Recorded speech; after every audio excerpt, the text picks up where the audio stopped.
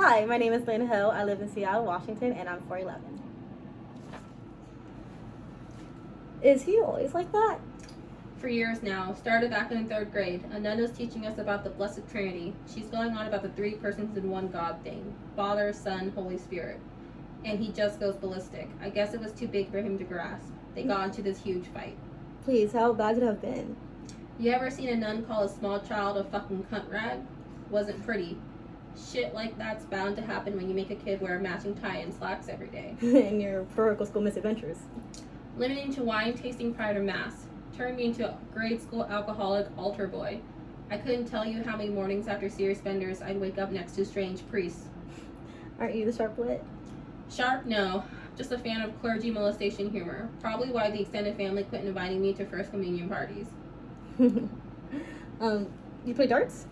Not professionally. You know, only in bars.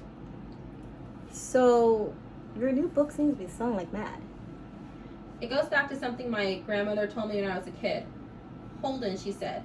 The big bucks are in dick and fart jokes. She was a churchgoer. Uh-oh.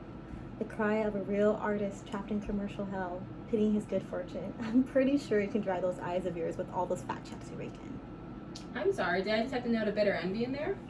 Nope, I'm happy my stuff gets read all. There's very little market for hearts and flowers in this spandex-clad, big pecs, big tits, and big guns field. If I sold 2 issues, I feel like John Grisham.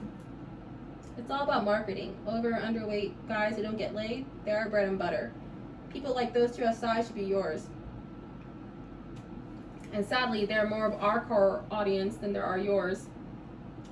Look at that though. Kind of gives you a little charge to see 2 people in love, and all over Banky's cars, no less. That car is seeing more action right now than it's seen in years. But good at that, it's hard to figure out why. You gotta respect that kind of display of affection.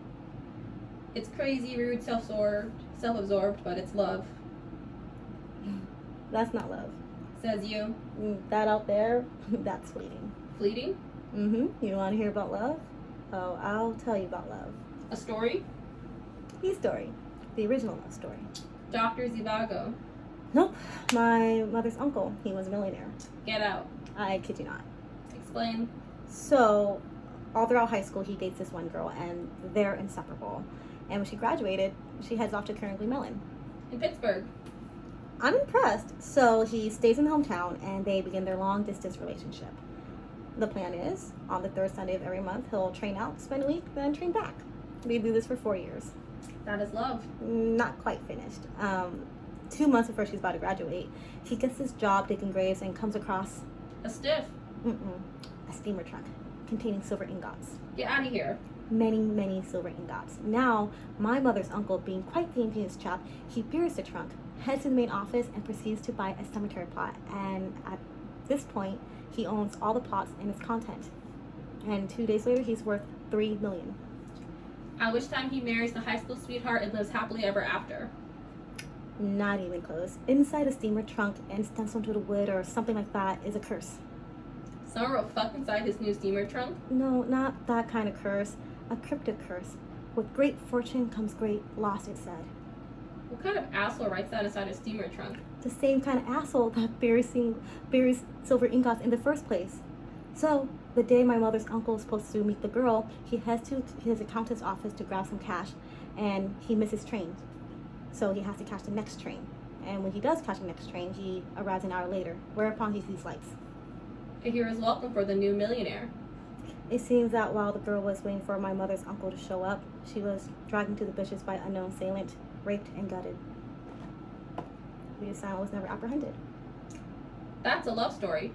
Yes, and here's why. My mother's uncle rode that train every day for the rest of his life. One day up, the next day down. He did this until the day he died. And the fortune he acquired, he donated to the Pittsburgh train station to have a well-lit terminal built. The station let him ride for free after that. I should hope so. Jesus, that's the saddest tale I've ever heard. That's my love story. Those two aren't on the hood of Banky's car anymore. I told you it wasn't love. I got a split. It was really nice meeting you, and good luck with your book. Tell Cooper I'll call him later, and tell your friend to calm down.